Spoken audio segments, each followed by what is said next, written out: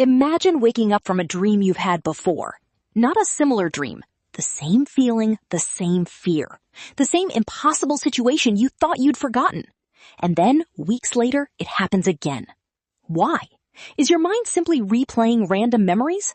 Or is there something inside you that keeps asking to be seen? Psychologically, recurring dreams are fascinating because what repeats is often a pattern, not a story. Maybe you're always running but can never escape. Maybe you're searching for someone you can never reach. Or maybe you're trapped in the same house, unable to find the exit. The details change, but the feeling stays. This is where psychoanalysis takes a different approach. Freud believed dreams could be disguised expressions of thoughts, desires, fears, and conflicts that aren't fully accessible to our conscious mind. When we're awake, we distract ourselves, rationalize, and tell ourselves it doesn't matter anymore. But what we don't want to confront directly may appear indirectly in dreams, in an image, an emotion, or a strange story. Jung took this idea in another direction. For him, a recurring dream isn't necessarily something buried in the past. It could be part of the psyche trying to bring something into consciousness. Imagine someone who repeatedly dreams that they can't speak.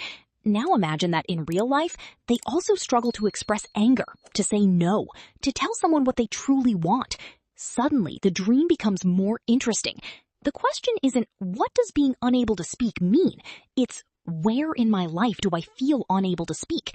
That's the difference between dream interpretation and psychological exploration. There is no universal dictionary where a locked door always means one thing, or falling always means another. The same image can mean something completely different to two different people, because the unconscious doesn't necessarily speak in definitions. It speaks through associations, emotions, and patterns. And sometimes the most important part of a recurring dream isn't the image, it's the feeling underneath it. Maybe the dream isn't really about being chased. Maybe it's about what you're running from. Maybe it isn't about being abandoned. Maybe it's about the fear that you always will be. And here's the unsettling possibility. Maybe the dream keeps returning because something inside you isn't psychologically finished. Not because your brain is broken. Not because the dream predicts the future. But because something inside you hasn't yet found a way to be understood or expressed. So the next time the dream returns, don't ask, what does this dream symbolize? Ask, what part of me is experiencing this feeling again? And then, where does this same feeling appear in my waking life?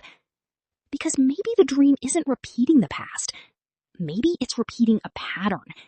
And until that pattern changes, the story may change, but the dream may keep coming back. Have you ever had a recurring dream? What feeling stays the same every time? Maybe that's exactly where the real meaning begins.